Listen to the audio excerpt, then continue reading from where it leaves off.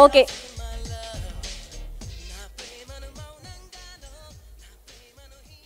Yes Bablu గారు start చేయండి. చాలా నర్వస్గా ఉంది.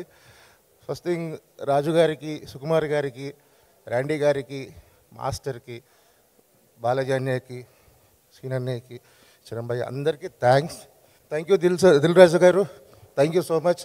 నాకు ఎప్పుడు మర్చిపోలే ఒక special Arya. And thank you Suku sir, thank you so much. మాటలు రావట్లేదు. మాటలు అంటే మాకు మెమరీస్ కావాలి. మీకు ఆర్య అనగానే టక్కున గుర్తొచ్చే ఆన్ సెట్ మెమరీ ఏంటి? చాలా ఉన్నాయండి.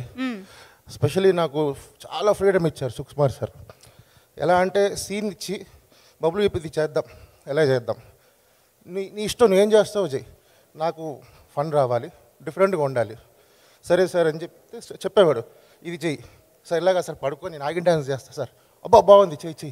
ఇట్లా ప్రతి ఒక్కటి, ఆ స్టోన్స్ వేసేది కానీ, హీరో పక్కన వీళ్ళు నా బ్యాచ్కి ఆపోజిట్గా ఉంటారు కదా, సో అక్కడ ప్రతి ఒక్క ఇన్స్టెంట్ రేస్కి వెళ్తారు కదా, రేస్కి వెళ్ళినప్పుడు అతనికన్నా టెన్షన్ నీకు ఎక్కువ ఉండాలి అన్నాడు హీరో గారి కన్నా.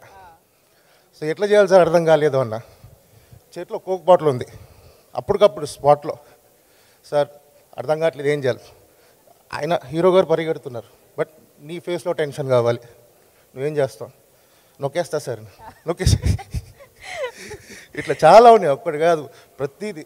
ఓకే, అసలు చాలా హ్యాపీగా వర్క్ చేస్తూ ఎంజాయ్ చేస్తామండి వర్క్ చాలా రోజులు. అందరూ మాస్టర్ కానీ అందరూ ప్రతి ఒక్కరు ఈ రోజుకి మిమ్మల్ని ఆర్యాలో బబ్లుగా గుర్తుపడుతూ ఉంటారు కదా బయట. యా, ఆర్య బబులే అంటారు. అదే, యా, వండర్ఫుల్ అండి, amazing, thank you so much. And చిత్రం సీను గారు, యువర్ మెమరీస్.